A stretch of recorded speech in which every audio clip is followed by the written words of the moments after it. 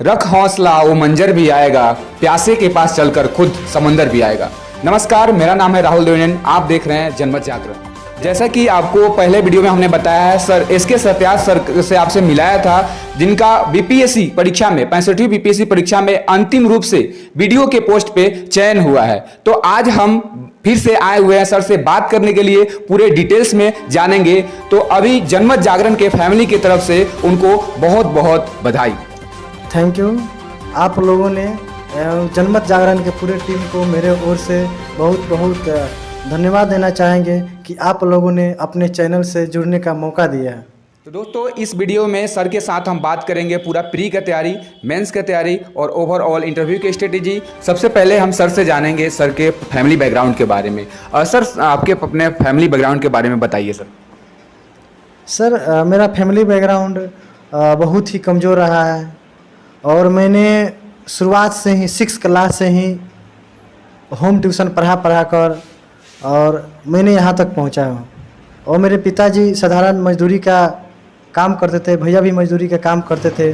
उन लोगों के माध्यम से जो रुपया दी जाती थी पर्याप्त रूप से नहीं हो पाते थे, तो मैंने होम ट्यूशन शुरू से ही मैंने पढ़ाया। आप एजुकेशन बैकग्राउंड के बारे में बताइए, अपना एजुकेशनल आपने कहाँ से सर पढ़ाई करी थी?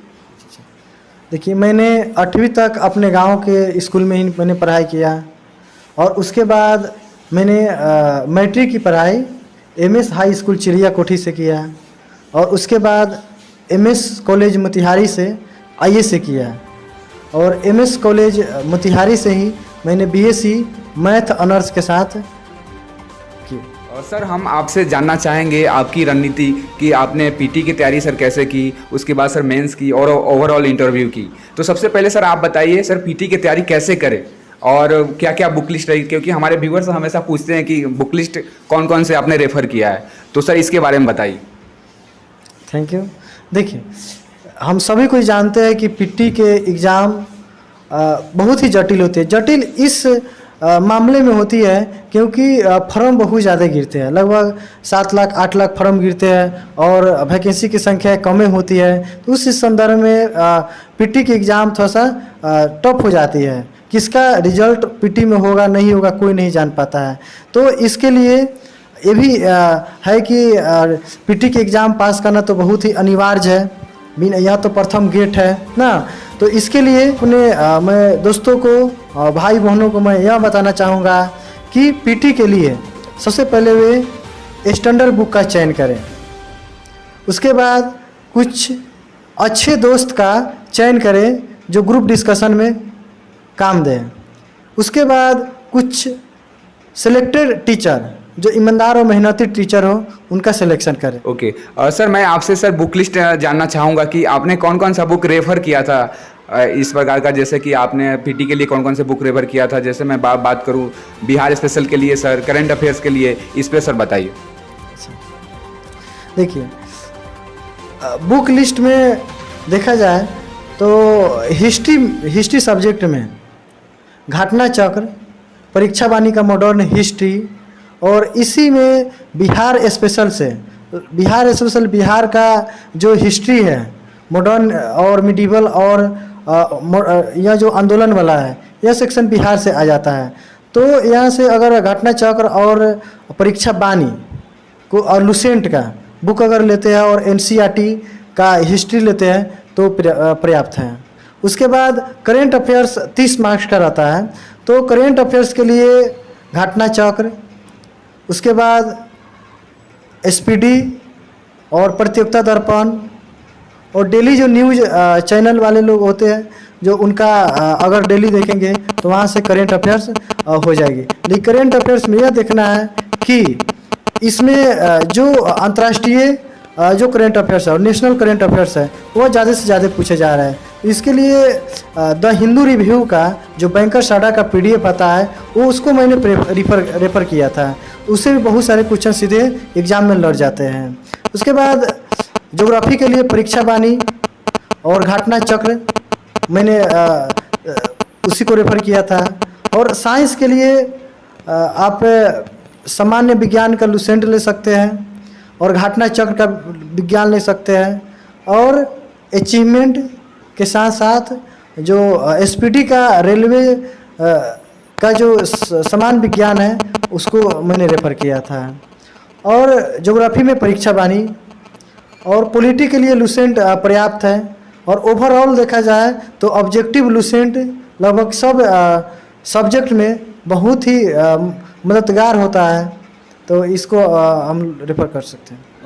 सर जैसा कि पीटी पास कर जाने के बाद बारी आती है मेंस की, उसके बाद इंटरव्यू की बारी आती है। ओके, तो सर मैं आपसे सर जानना चाहूँगा कि पीटी हो जाने के बाद मेंस में सर सबसे ज़्यादा व्यूअर का सर क्वेश्चन ये होता है कि ऑप्शनल क्या सब्जेक्ट करें। तो सर आपने किस तरह से ऑप्शनल जो सब्जेक्ट है उसका चयन किया था और आपने क्यों किया था वो चयन? अच्छा, देखिए सिलेक्शन में ऑप्शनल सब्जेक्ट का बहुत ही बड़ा रोल होता है।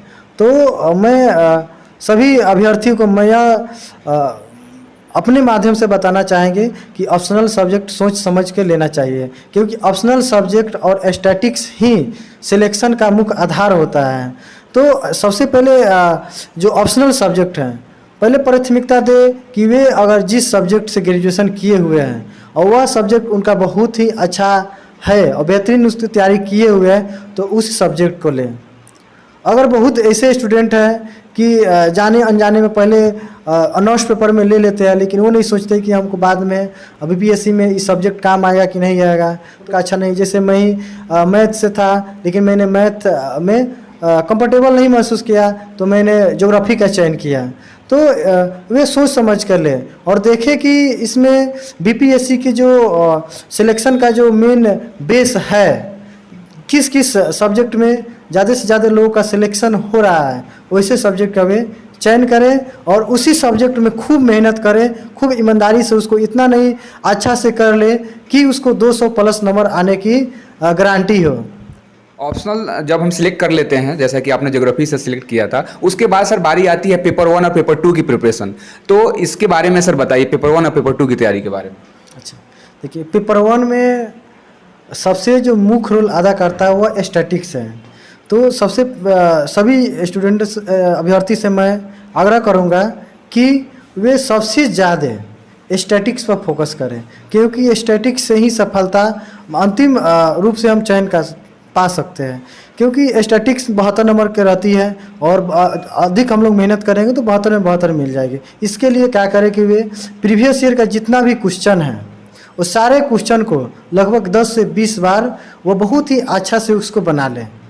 इसके साथ साथ और भी कुछ बुक है, जैसे LK झा सर का बुक है और BK सिंह सर का जो नोट्स है और कुछ अन्य जो बैंक PO और कलर का स्टैटिक्स का बुक आते हैं, उनको अगर जो BPSC के क्वेश्चन पूछ रही है उस लेवल के क्वेश्चन को कम से कम प्रैक्टिस करके जाए।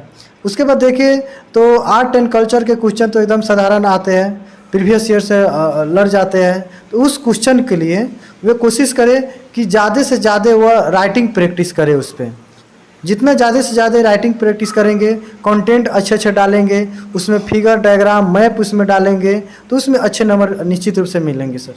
उसके बाद अगर देखा जाए current affairs, sir current affairs में मैंने जहाँ तक बहुत जितने भी जो अच्छे अच्छे स्टैंडर्ड बुक थे वो बुक को लाते थे और उसका जो भी घटनाएं होती थी उसको मैं अपना नोट्स के रूप में अपना नोट्स बना लेते थे।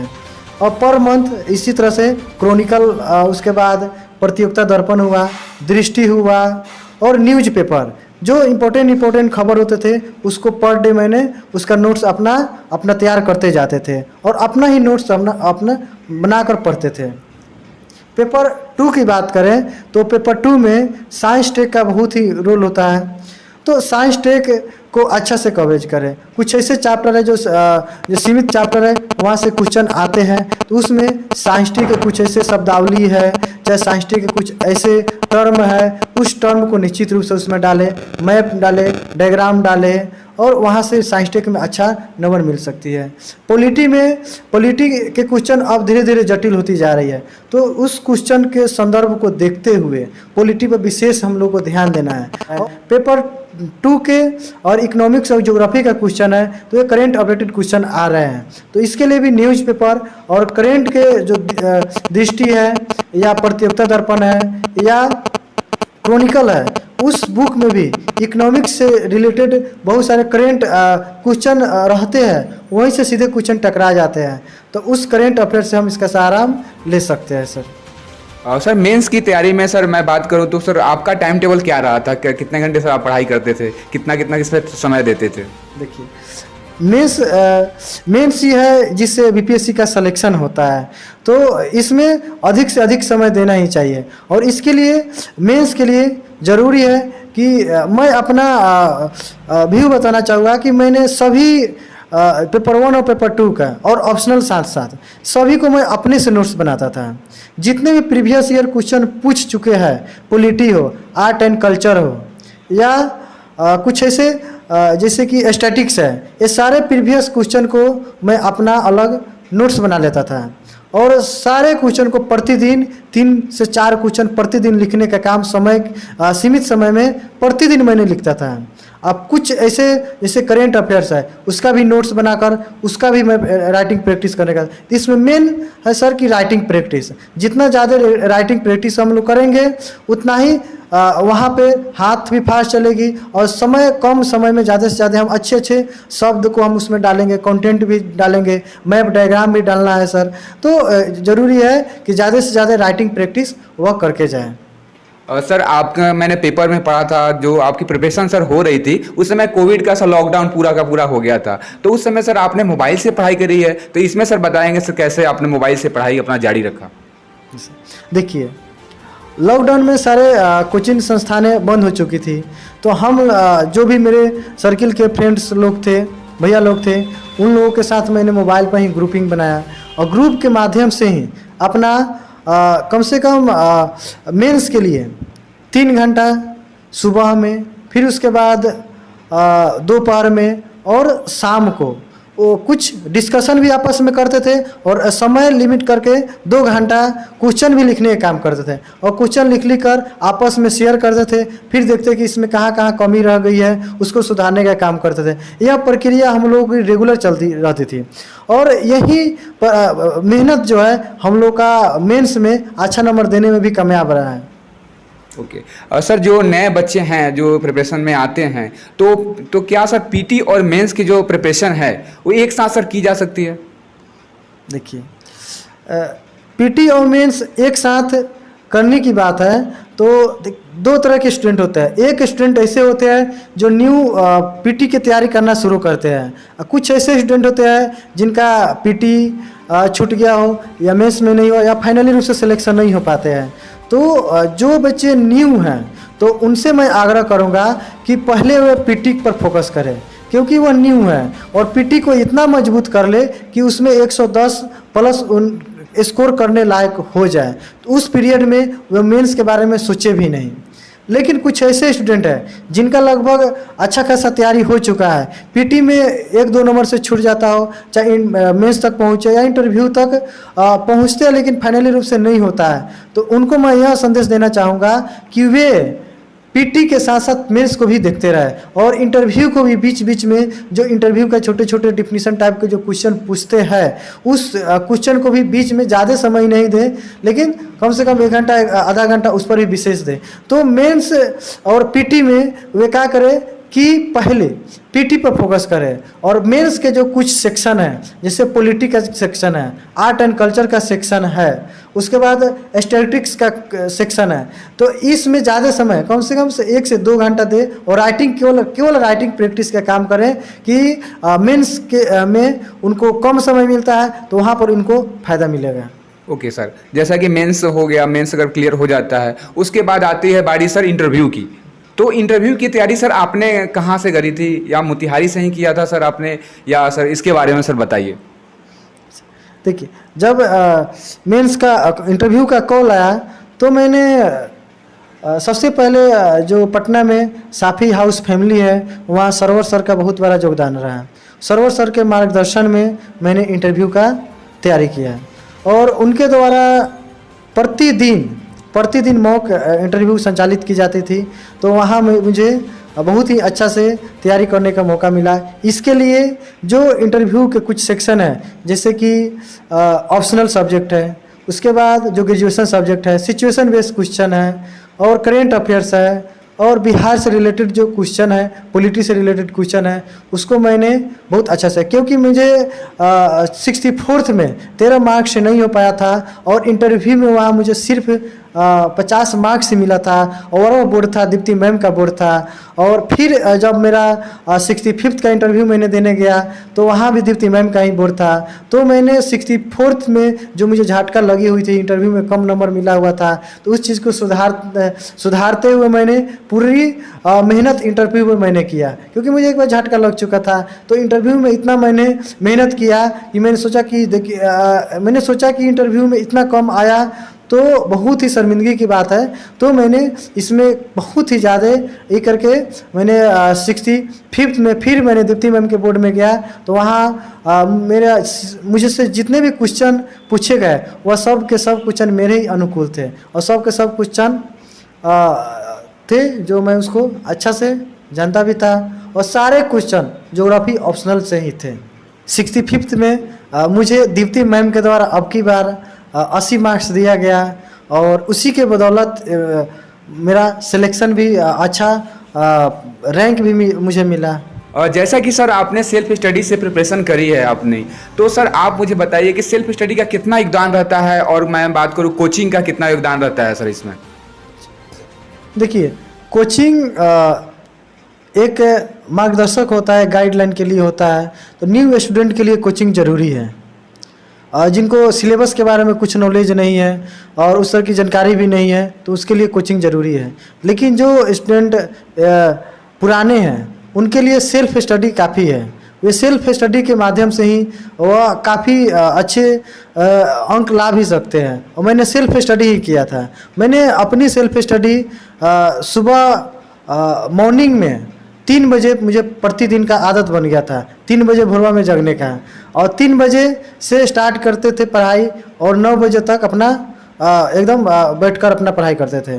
फिर उसके बाद खाना खाकर नाश्ता वगैरह करके फिर मैं कम से कम 5 घंटा फिर मैंने बैठता था। और उसके बाद इवनिंग में थोड़ा टहल लेते थे और टहलने के बाद फिर अपना शाम से अपना 10 बजे तक अपना स्टडी जारी रखता था।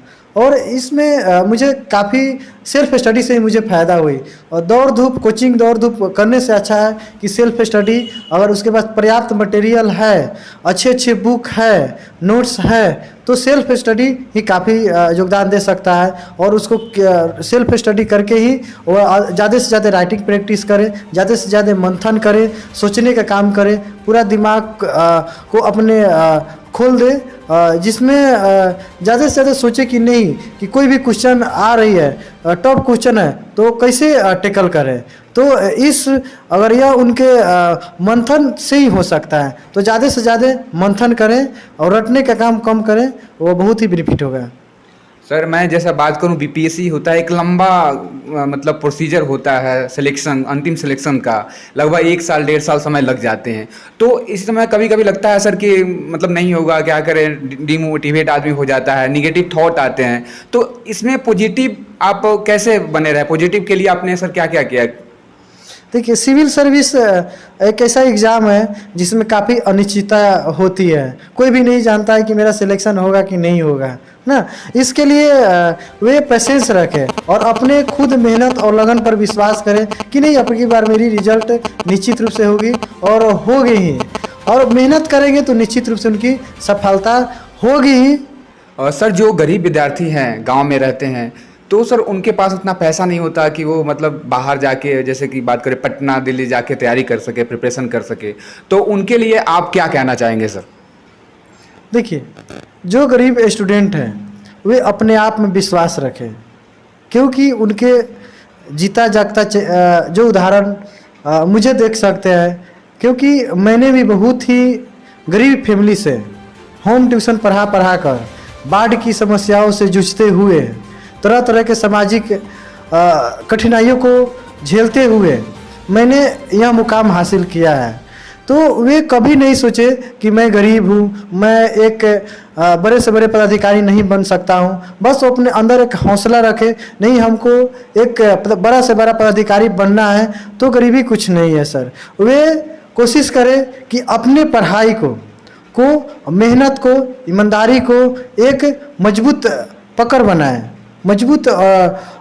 मजबूती रखें और इसके लिए वे अपने जो भी सोर्स हो पैसा का या कोई भी एक छोटा मोटा एक होम ट्यूशन भी पढ़ा सकते हैं, उसका सहारा लेकर वे अपने पढ़ाई को जारी रखें और वे कोशिश करें कि पटना में या दिल्ली में ज़्यादा फी है तो वहाँ उनकी समस्याएं हो सकती है ना, तो वे सेल्फ स्टडी का सहारा लें। सेल्फ स्टडी में वे क्या करें कि जो भी अच्छे मार्केट में स्टैंडर्ड बुक है उस बुक को लाएं, कुछ अच्छे जो नोट्स है उसको लाए, कुछ सीनियर जो पदाधिकारी लोग हैं या जो पहले सफलता पा चुके हैं उनसे गाइडलाइन लें और उसके मदद से वे आसानी से जो है वे मुकाम हासिल कर सकते हैं। वे अपने आप में कमजोरी महसूस नहीं करें कि मैं गरीब हूँ।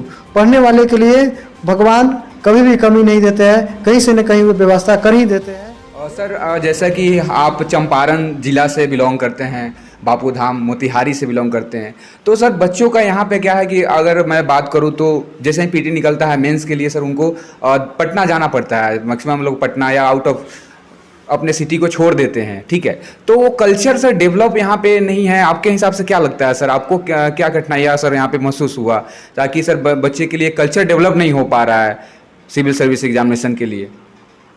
देखिए, अगर जो बच्चे पीटी पास करते हैं और मोतिहारी में वे सब सारी ऐसी सुविधाएं हैं जो यहाँ से भी रहकर वे मेंस निकाल सकते हैं।